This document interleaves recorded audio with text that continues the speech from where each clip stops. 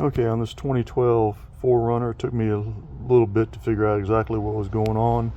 We got your park and stop light up here. Looks like a backup light here and a turn signal here.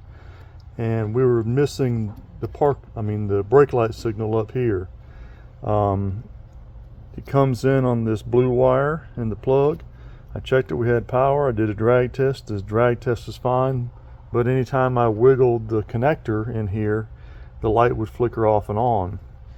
I wasn't getting power to here consistently, and what I realized was this comes out, turn signal bulb obviously is in there, but your wiring harness comes in and connects to these terminals in here, but then it goes out these terminals or tabs on the end of the socket and goes to all these little contacts.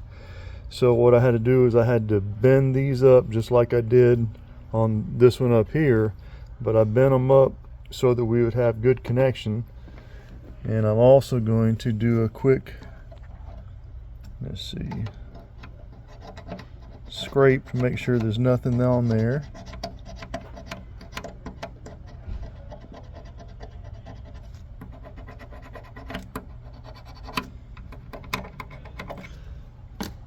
And by the way, when you go to take the light assembly out, there's these two bolts here that have nuts on them. You got to take those off, and then you have to reach in here with a plastic pry bar and put some tension on here, bump this light this direction so it can come out this way.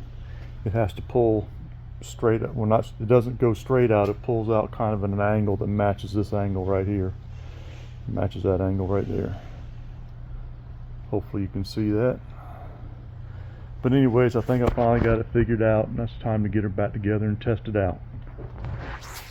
I got to put this back on here. Whoops. First I got to put this light back in here. Make sure it goes in there tight and snaps in good. And then I got to figure out how to get this back on there.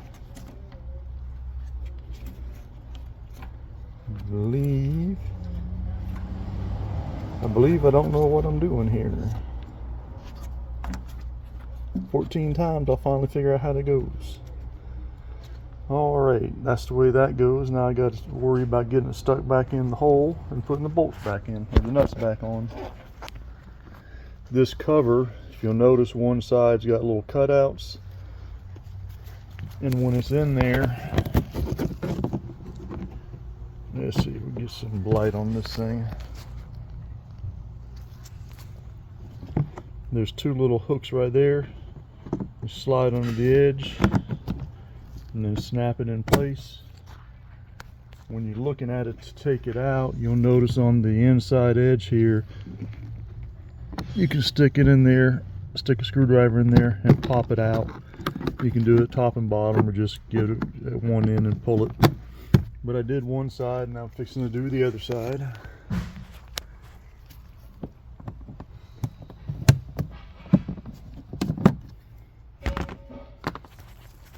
And reach my hand up in there, grab the bulb, take it out.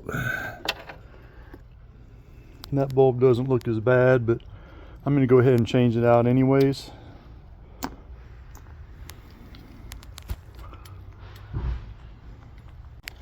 Well, I just learned something new in changing this bulb out. This is a double element bulb, and 7443 is the number on it.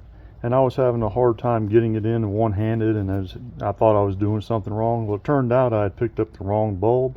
I put a single element bulb in there, and it won't fit. And I never realized that they had it designed to where the single element bulb will not fit in a dual element base. Pretty cool.